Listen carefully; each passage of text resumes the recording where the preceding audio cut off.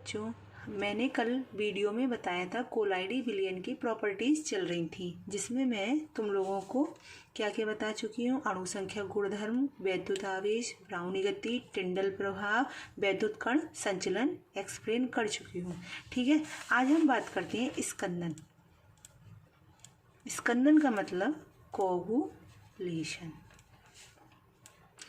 तुम लोगों को लग रहा होगा ये क्या वर्ड है, क्या है, ये सभी पढ़ चुके हैं, मैं बता भी चुकी हूँ। स्कंदन का जो होता है सादा सी भाषा में, नॉर्मल लैंग्वेज में हम बोलते हैं अवक्षेपण। अब तो सबको क्लियर हो गया होगा अवक्षेपण क्या होता है। मैं इसका एक एग्जाम्पल भी दे चुकी हूँ। क्या दे चुकी हूँ? अगर मिल्क है, मिल्क में अगर मैंने क्या लेमन नींबू ऐड कर दिया तो मिल्क कैसा हो जाएगा? इसके तली में बैठने लगेगा और ये पानी पानी, ये लिक्वर, मदर लिक्वर ऊपर रह जाएगा, जिसे हम लोग घर में या अपने जनरल दैनिक जीवन में बोलते हैं पनीर छेना। ठीक, इसी को हम कोगुलेशन को इसी पूरे इस पर एक्सप्लेन कर सकते हैं। देखो, थोड़ा एग्जाम्पल फिट दिमाग में हो तो हम कभी भूल भी जाएं तो याद आ जाती हैं चीज़ें। तो जब हम किसी कोलाइडी विलयन, सभी को मालूम है मिल्क क्या होता है हमारा, कोलाइडी विलयन।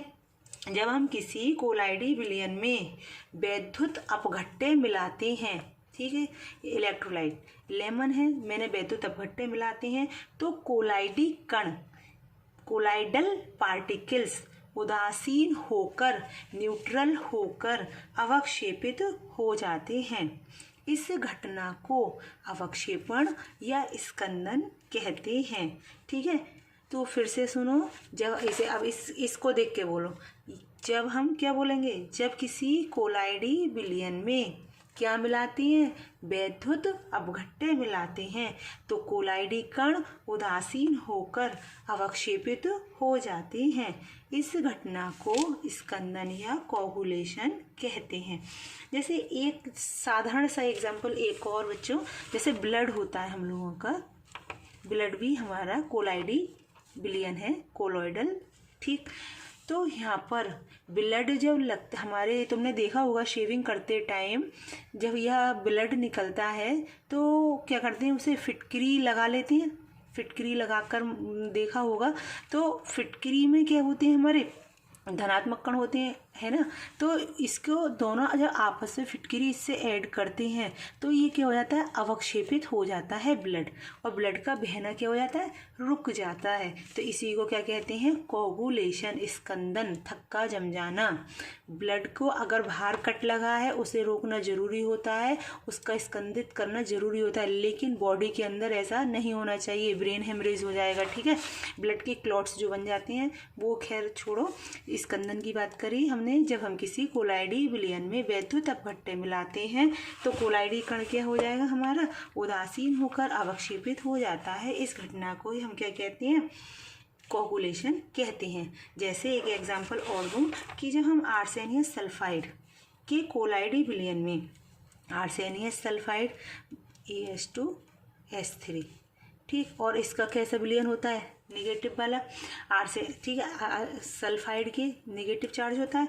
के कोलाइडी विलयन में अगर हम क्या मिला दें, बेरियम क्लोराइड मिला दें, बेरियम क्लोराइड का फॉर्मूला क्या होगा, BaCl2 मिला दें तो इसका स्कंदन हो जाता है। तुम कहोगे इसका स्कंदन कैसे हो जाता है, तो देखो बच्चों, आर्सेनियस सल्फाइड है यहाँ पर, आर्सेनियस सल्फाइड का सॉल का मतलब सल्फाइड आयन जरूर होंगे प्रेजेंट, और बेरियम क्लोराइड हमेशा टूटता है हमारा Ba2 पॉजिटिव और 2Cl नेगेटिव। तो Ba2 पॉजिटिव जो होगा इस सल्फाइड आयन से, देखो, धनात्मक ऋणात्मक से क्रिया कर लेगा, क्या बना लेगा, एक तो बना लेगा AS2S3 और क्या बन जाएगा, प्लस बेरियम सल्फाइड। ठीक है, तो इस प्रकार ये इससे क्रिया कर लेगा और क्या हो जाता है, अवक्षेपित हो जाता है। इसी को हम बोलते हैं स्कंदन। एक और आता है पारस्परिक स्कंदन, बहुत पूछता है ये क्या होता है, पारस्परिक स्कंदन, इंग्लिश में बोलते हैं म्यूचुअल कोगुलेशन।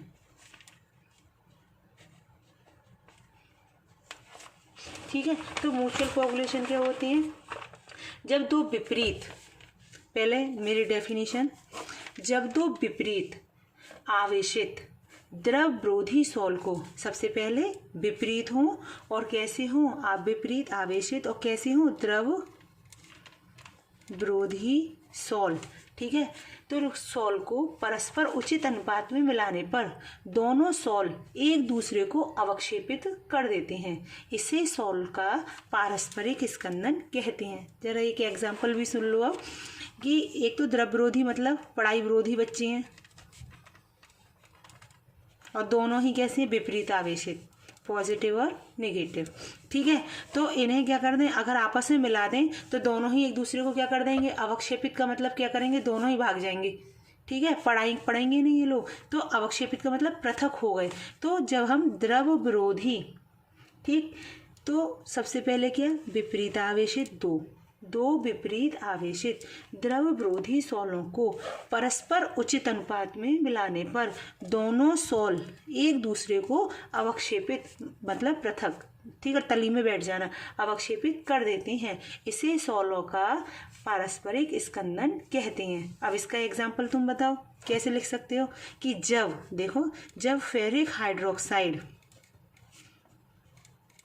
के सोल कैसा है, धनात्मक, और इसमें क्या मिला दिया जाए, आर्सेनियस सल्फाइड का सोल, वो कैसा होता है हमारा, ऋणात्मक, को उचित अनुपात में मिला दें तो दोनों सोल एक दूसरे को क्या कर देंगे, अवक्षेपित कर देंगे। तो इसी को क्या कहते हैं, पारस्परिक स्कंदन कहते हैं कि दो विपरीत आवेशित द्रव विरोधी सोलों को परस्पर उचित अनुपात में मिलाने पर दोनों सोल एक दूसरे को अवक्षेपित कर देते हैं। इसे सोल का पारस्परिक स्कंदन कहते हैं। ठीक है, क्लियर।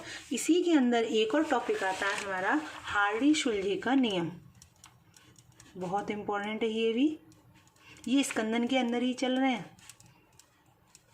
ठीक, तो हार्डी-शुल्जे जो थे उन्होंने विभिन्न कोलाइडी विलयनों के स्कंदन पर वैद्युत अपघट्यों के स्कंदक प्रभाव का अध्ययन किया। मतलब समझ आया, कोलाइडी विलयन के स्कंदन पर वैद्युत अपघट्य मतलब जो मिलाया गया था उसके स्कंदक प्रभाव की, उसमें कितनी ताकत थी, कितनी पावर थी कि वो उसको अवक्षेपित कर पाए। ठीक है, तो करने के लिए अध्ययन किया और एक नियम का प्रतिपादन कर दिया, जिसे क्या कहते हैं हम, हार्डी-शुल्जे का नियम कहते हैं। क्या सुनो, किस पर आधारित क्या दिया, हार्डी-शुल्जे ने क्या बताया हार्डी-शुल्जे ने कि विभिन्न कोलाइडी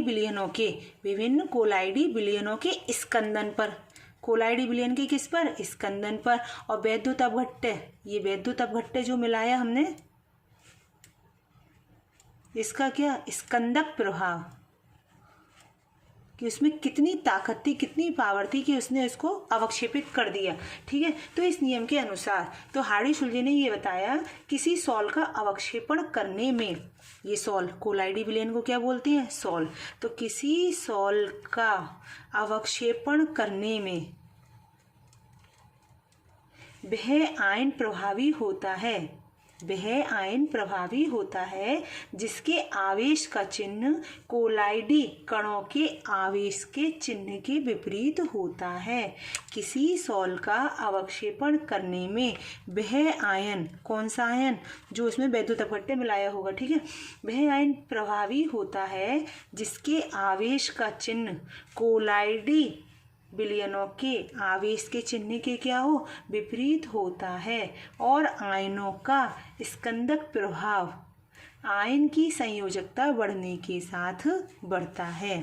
ठीक है, फिर से सुनो, किसी सोल का अवक्षेपण करने में वह आयन प्रभावी होता है जिसके आवेश का चिन्ह कोलाइडी विलयनों के आवेश के चिन्ह के विपरीत होता है। अगर ये धनात्मक है तो आयन कैसा होगा, ऋणात्मक। अगर कोलाइडी सोल हमारा ऋणात्मक है तो आयन कैसा होगा, हमारा धनात्मक।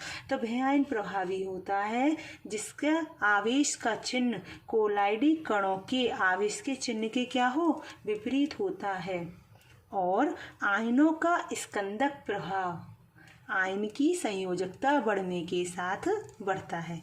फिर से देखो, कोलाइडी विलयन है हमारे, ठीक, जिसे क्या बोलते हैं हम, सोल भी कहते हैं। ठीक है, इसका क्या होता है हमारा, स्कंदन, स्कंदन मतलब अवक्षेपण। और आयन जो होते हैं उन्हें वो क्या होते हैं हमारे वैद्युत अपघट्य। वैद्युत अपघट्य कैसे होते हैं हमारे, इसका क्या देखेंगे हम, स्कंदक प्रभाव। ठीक, तो फिर से सुनो अब कहा पूरी डेफिनेशन। किसी सॉल का अवक्षेपण करने में, अवक्षेपण या स्कंदन करने में, ठीक है, वह आयन प्रभावी होता है जिसके आवेश का चिन्ह, अगर ये धनात्मक है तो ये कैसा होगा, ऋणात्मक। जिसके वह आयन प्रभावी होता है जिसके आवेश का चिन्ह कोलाइडी कणों के आवेश के विपरीत होता है और आयनों का स्कंदक प्रभाव आयन की संयोजकता बढ़ने के साथ बढ़ता है। अब तुम कहोगे ये संयोजकता क्या होती है मैडम, तो देखो जैसे हम बात करें ऋण आवेशित सॉल, एग्जाम्पल मेरी समझ से याद हो गया होगा, आर्सेनियस सल्फाइड ले लें भैया।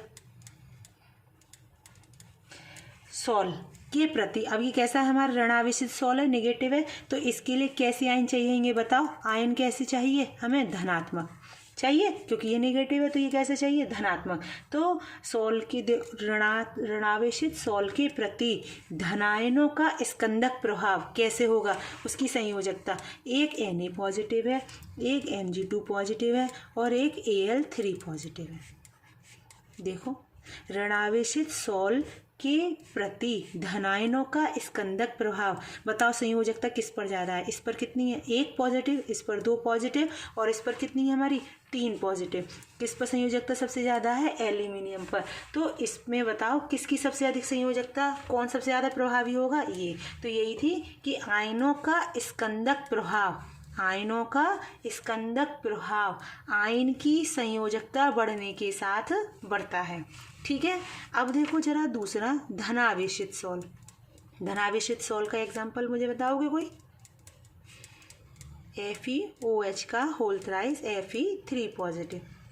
ठीक, अब ये धनावेशित सॉल है तो इसके लिए कौन सा आयन प्रभावी होगा हमारा, बताओ, ऋणात्मक। कौन सा आयन प्रभावी होगा, ऋणात्मक। और ऋणात्मक में भी वह आयन ज़्यादा प्रभावी होगा जिसकी संयोजकता क्या होगी, ज़्यादा, जैसे Cl नेगेटिव, SO4 2 नेगेटिव और PO4 3 नेगेटिव। बताओ किसकी संयोजकता सबसे ज़्यादा है, इसकी, इस पर 1 नेगेटिव है, इस पर 2 नेगेटिव और इस पर 3, तो संयोजकता किसकी ज़्यादा है, इसकी। तो कौन सा आयन ज़्यादा प्रभावी होगा, PO4 3 नेगेटिव वाला।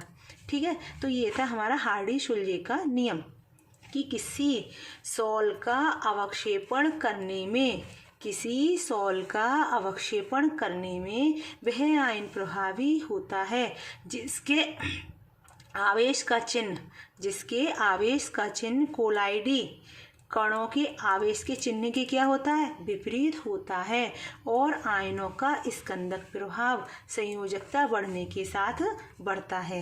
जैसे ऋणावेशित के लिए कौन चाहिए हमें, धनात्मक, और संयोजकता किसकी हो गई, Al3 पॉजिटिव की। इसी प्रकार धनावेशित सॉल के लिए कौन सा चाहिए हमें, ऋणात्मक, और इसके लिए कौन सा सबसे अधिक प्रभावी होगा, PO4 3 नेगेटिव। ठीक है, ये हो गया हमारा हार्डी-शुल्जे का नियम। अब इसके बाद एक टॉपिक और बचा हमारा, रक्षी कॉलॉइड और स्वर्ण संख्या। ये हमारा टॉपिक चैप्टर ख़त्म हो चुका, जिसमें तुमने पढ़ा एडजॉर्प्शन, कैटालिस्ट तुम्हारे सिलेबस से हट गए, और इसके बाद ये आया हमारा कोलाइडी विलयन। ठीक है, रक्षी कॉलॉइड और स्वर्ण संख्या, ये पूरा थियोरटिकल पोर्शन है, इसका पूरा एक साथ PDF दे दिया जाएगा। ठीक है, अब तुम्हारे 2 चैप्टर कंप्लीट हो गए, सॉलिड स्टेट और ये कौन सा हमारा, सरफेस केमिस्ट्री। ठीक है बच्चों।